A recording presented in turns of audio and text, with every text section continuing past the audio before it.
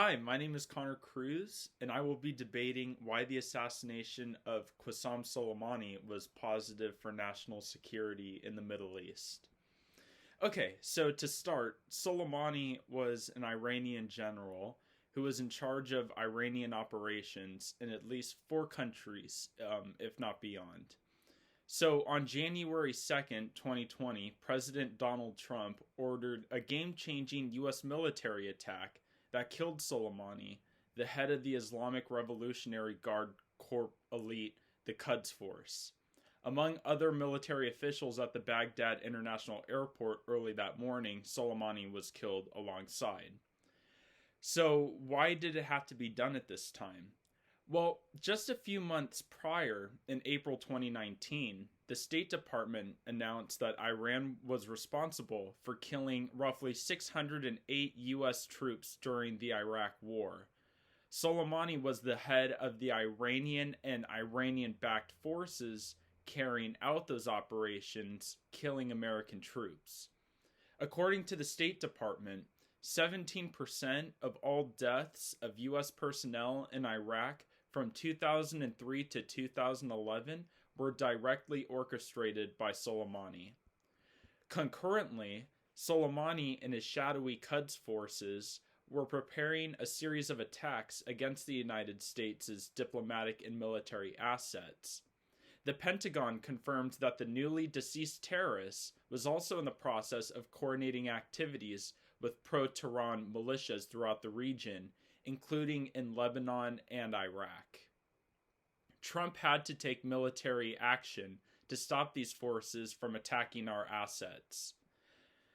It should be noted, though, that Soleimani was our ally in containing ISIS's influence not that long ago. Soleimani and his Islamic Revolutionary Guard Corps elite, or the Quds Force, fought hard to keep ISIS out of their region. Once that threat of terrorism and war were contained, however, Soleimani and Iranian militias turned their weapons towards us. Prior to this recent escalation, Soleimani was confirmed to be behind the Iranian attacks on the U.S. bases and most definitely the siege of the U.S. Embassy in Baghdad. He smuggled explosively formed projectiles into Iraq that killed hundreds of U.S. troops in the early 2000s. So Soleimani built militias in Syria, Iraq, Yemen, and Lebanon, and armed some of them with guided rockets and missiles.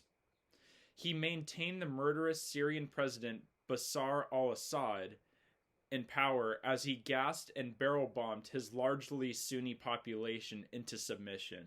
It is no doubt that Soleimani posed a serious ongoing threat to U.S. forces and interests across that region.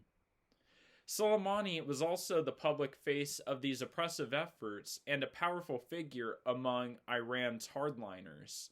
Soleimani built the Quds Force into a creative presentation of unconventional warfare, sabotage, and subversion that has destabilized governments and outmaneuvered the U.S. in and out of conflict zones across the region.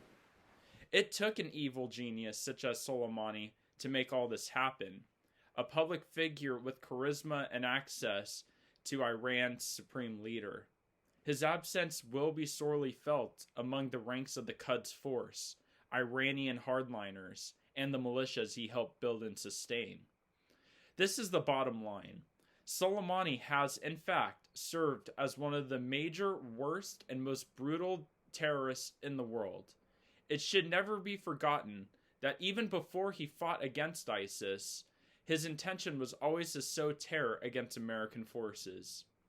There is solid intelligence that Soleimani was planning imminent attacks against the United States' interests and personnel in the region, and there is speculation that he wanted to propel forward towards Israel, another American interest. Soleimani got into the way of our assets and interests, which is never acceptable. Thank you very much for watching.